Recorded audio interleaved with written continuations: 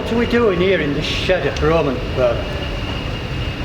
Well, Gromont is a huge part of my life's history with steam. But you know, it didn't begin here. It began when I was a child. And at the time, it wasn't just that it was every little boy's dream to be an engine driver, driving one of these, this old friend of mine. And my dream was one that would never die. My dream was to be an engine driver, and eventually I made it come true. It was a lot of hard work, a lot of hard work. I remember going around engine sheds, and particularly Holbeck shed in Leeds, and seeing this engine 45428, a Black 5. And my interest wasn't in writing numbers down or taking photographs. I wanted to watch the men at work, the firemen, the drivers, the shed staff that looked after the engines. And even though it was the very, very end of steam, I was only 8 when steam ended on British Railways.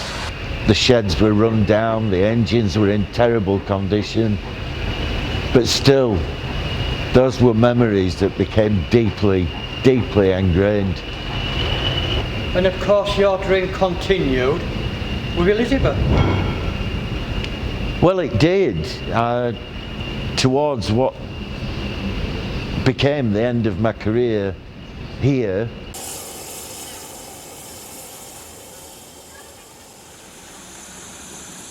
Any more for the steam bus?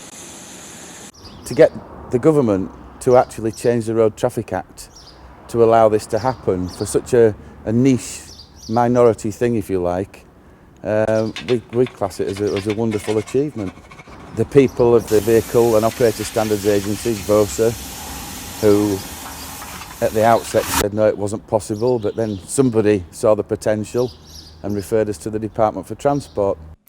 Before the government made changes in legislation to allow paying passengers on board, the steam bus made a first-time trial run around the town one day at the beginning of November 2005, giving passengers a unique free trip.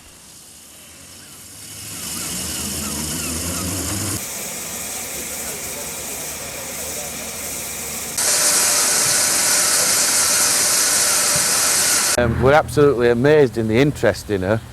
I suppose we'd hoped that with her being so different we'd get a lot of interest, but such as people stopping the cars in the middle of the road to take photographs, people rooting for mobile phones as you go past, trying to get that snapshot of you, it's just amazing. And it's good fun, and I like to think it helps people that come to Whitby to enjoy the town.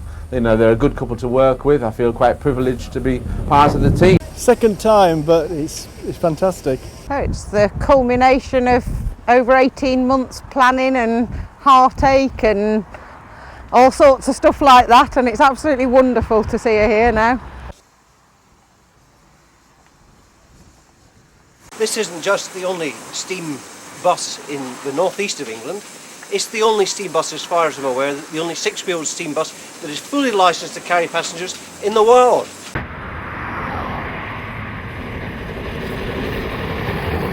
It's a great journey. It's a lovely bus, a 1930 steam power bus, and I was quite impressed the way it took off as well. The clutch control is fantastic. That's probably something to do with the driver though.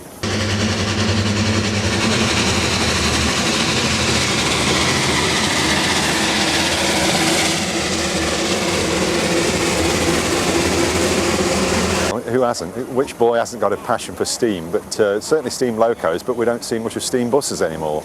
And this is quite a rarity, I think.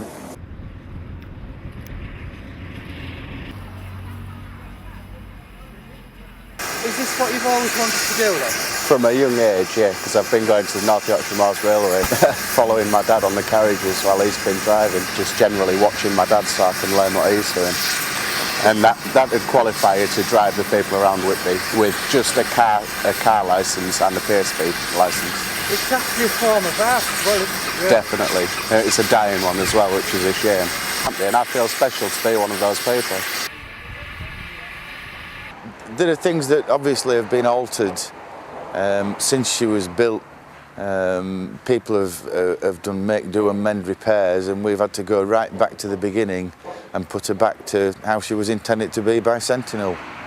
And I believe you've still got a few problems now because it's leaking somewhere. Yeah, luckily now we're down to a fractured pipe, which will get brazed up this afternoon, all being well, and she should be out and on the road for Boxing Day as planned. I didn't really want to leave it to the last minute. Here we are on Christmas Eve, and lunchtime Christmas Eve at that. And as far as I know, we've not a vegetable in the house for the Christmas dinner yet, but this comes first.